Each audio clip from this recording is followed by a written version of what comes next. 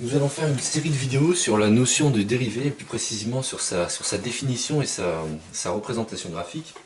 Cette série de vidéos finalement sera relative au savoir-faire numéro 19, 20 et 21, connaître la définition d'une dérivée, avoir une intuition graphique et physique de la dérivée, et avoir un exemple en tête de fonction non dérivable.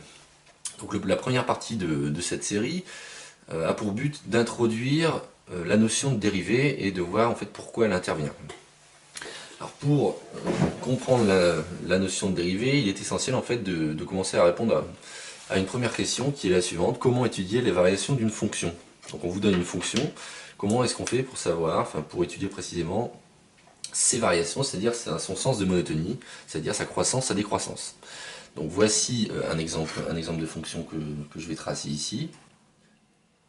Et on va se demander finalement comment étudier les variations de cette fonction qui est tracée. Alors pour ça, on va se proposer de placer un certain nombre de points sur la courbe.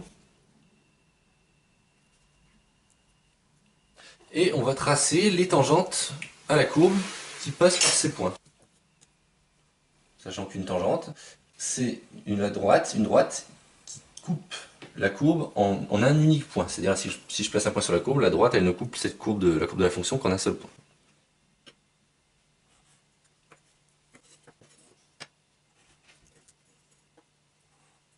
Voilà donc un ensemble de 6 tangentes en 6 points différents de la courbe qui a été tracé. Bon, alors pourquoi avoir tracé ces tangentes? Qu'est-ce qu'on remarque? C'est simplement que lorsque, sur les parties sur lesquelles la fonction est croissante, donc sur cette partie-ci, en fait, on voit que la fonction elle est croissante, et sur la partie allant de là à là, la fonction est également croissante. Sur cette partie-ci, la fonction est décroissante. En fait, lorsque la fonction est croissante, ce qu'on remarque, c'est que la tangente, elle est systématiquement avec une pente positive.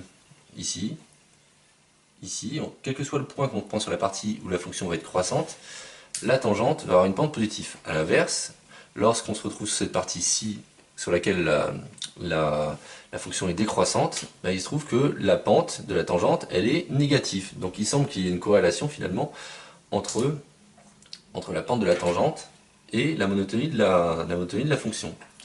Donc, on va traduire par ce tableau.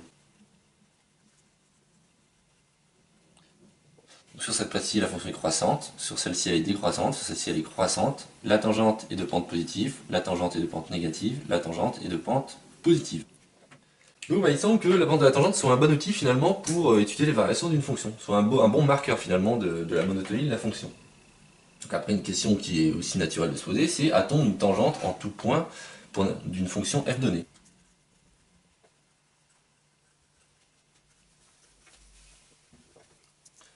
Bon, est-ce que c'est le cas? Bon, traçons notre fonction f qui va être la suivante.